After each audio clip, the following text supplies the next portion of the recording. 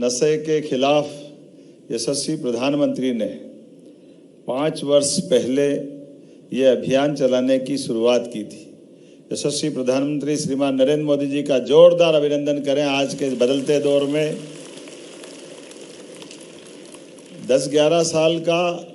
समय क्रम है माननीय मोदी जी का, लेकिन 10-11 साल के समय में अपने समय के एक एक मिनट का कितने कितने प्रकार से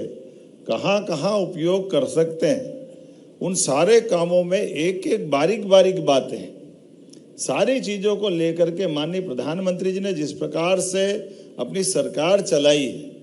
वाकई वो अभिनंदन के पात्र है, बधाई के पात्र है। पूरा देश उन पे गर्व करता है और दुनिया उनका सम्मान के साथ, आदर के साथ देखती है। उनके अपने जीवन काल में 4 महीने भी नहीं हुए और उन्हें योग को दुनिया के अंदर पहुंचा दिया। उनके माध्यम से, संयुक्त राष्ट्र संघ के माध्यम से योग की वो प्राचीन विधा, जिससे हम अपनी सारी संस्कृति को दुनिया के बीच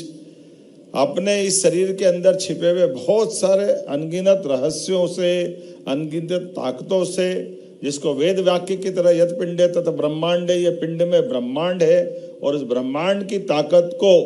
हमारे अपने अंदर, शरीर के अंदर ही सारी बातों को अलग से जानते हुए हमारी इन सारी जिंदगी की लंबी कई प्रकार की चुनौतियों में हमारे शरीर को कैसे बचा सकते हैं,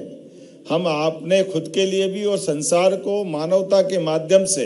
कैसे जोड़ सकते हैं। संस्कार युक्त जीवन, सहकार युक्त जीवन, सामाजिक उत्तरदायित्व का निर्वहन करते हुए जीवन, और इन सारे जीवन के अंदर हम एकाकी रूप से आए हैं, एकाकी रूप से जाना है, लेकिन एकाकी के बाद में भी हमारे बीच में जो उत्तरदायित्व की भावना है, ये हमारी मनुष्यता के आधार पर, हम इस प्रकृति से अलग नहीं हैं। परमात्मा के पुत्र जरूर हैं, लेकिन परमात्मा इस प्रकृति की सारी चराचर जगत से वो एकाकार रूप में ही देखता है, उसमें कोई अंतर नहीं मानता है। ये ईश्वर की विधा है और इसीलिए कई कई मौके ऐसे आते हैं जिन मौक़ों पर हम देखते हैं कि हमारे लिए, जब हमारे प्राचीन ज्ञान विज्ञान के आधार पर हम अपनी दुनिया को अपना दर्शन दिखाते हैं, अपनी बात रखते हैं, तो दुनिया के लोग बड़े आश्चर्य से देखते हैं। जगदीश चंद्र बसु ने